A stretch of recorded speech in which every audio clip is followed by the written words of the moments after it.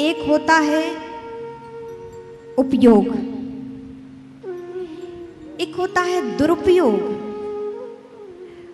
और सबसे महत्वपूर्ण होता है सदुपयोग।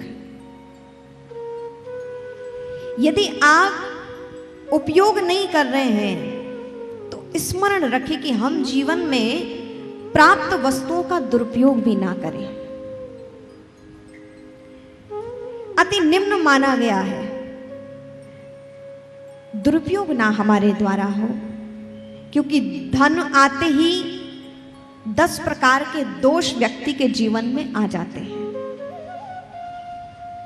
क्रोध, और जो जो धन बढ़ता है त्यों त्यों और प्राप्त करने की लालसा। 100 आने की सोचते हैं और 100 प्राप्त हो जाए तो 1000 आने की इच्छा बनी रहती है। 1000 हाथ में आ जाए तो ये नहीं कि हमारी कामना पूरी हो गई, अब 1,00,000 की इच्छा बनती है, और 1,00,000 आ जाए तो करोड़ों की ओर भागते हैं। तो लालच, मोह और बढ़ता जाता है। ये धन का बहुत बड़ा दुर्गुण है। लेकिन जिनके पास परम धन है उनको ये दुर्गुण उनके अंदर आ नहीं पाता है। और परम धन क्या है?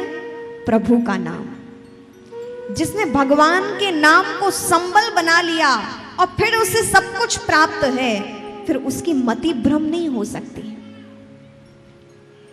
नरसिंह जी के पास भी बहुत धन था, भगवान ने उन्हें सेठ बना दिया था, लेकिन भगवान से ऐसे जुड़े रहे कि धन उन पर बड़ा प्रभाव न डाल सका।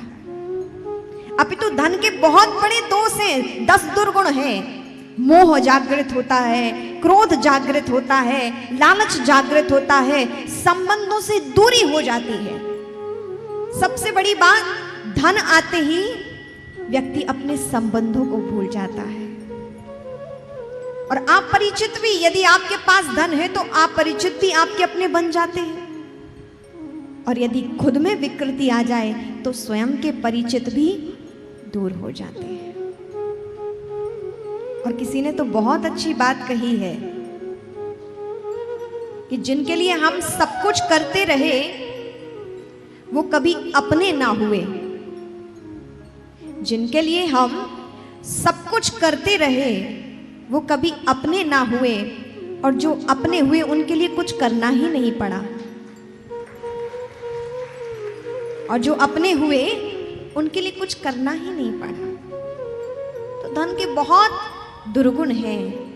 तो कहने का तात्पर्य है धन का दुरुपयोग, उपयोग और सदुपयोग, ये 3 इसकी श्रेणियां हैं। सबसे उत्तम श्रेणी क्या है? सदुपयोग।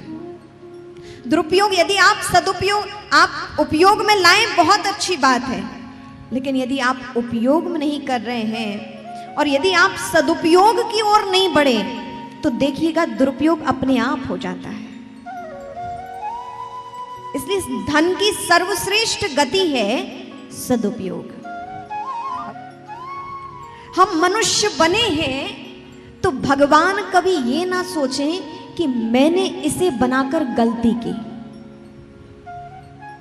हम सब मनुष्य बने हैं, हमारे जीवन में कोई ऐसा कार्य ना हो कि भगवान ये सोचे कि अरे हमने इसे बनाकर गलती की। हमारे प्रति धिक्कारता का भाव ना उनके अंदर जागृत हो। हम ऐसे कार्य करें, अपने जीवन को ऐसे जिएं कि भगवान भी सोचें, भगवान भी सोचने पर विवश हो जाएं कि मैंने इसे जन्म देकर सार्थक कार्य किया है, मेरी कृपा सार्थक रही। ऐसा हम अपना जीवन बनाएं। और इन भक्त चरित्रों से हमें क्या प्राप्त होता है? इन भक्तों की कथा श्रवण से हमें यही तो प्राप्त होता है कि इन्होंने अपना जीवन कैसे दिव्य बनाया। इन्होंने अपना जीवन कैसे दिव्य बनाया। आप सब भी गृहस्थ में हैं, नरसिंह जी भी गृहस्थ में रहकर परम संत बने। भगवान की भक्ति के लिए जंगल में जाना आवश्यक नहीं है। भगवान की भक्ति के लिए वस्त्र धारण करना आवश्यक नहीं है। आप जैसे हो अपने मन को आप दिव्य बना लो, भगवान आपको वहीं स्वीकार कर लेंगे। और गृहस्थ जीवन तो परम साधना का जीवन है। स्मरण रहे, जंगल में जाकर तपस्या करना सहज है, लेकिन गृहस्थ में रहकर तपना, तपस्या करना और फिर भगवान को प्राप्त कर लेना, ये अत्यंत कठिन है। और उसी का जीवन धन्य है जो गृहस्थ में रहकर, इन झंझटों में भी रहकर अपने आप को मुक्त कर ले।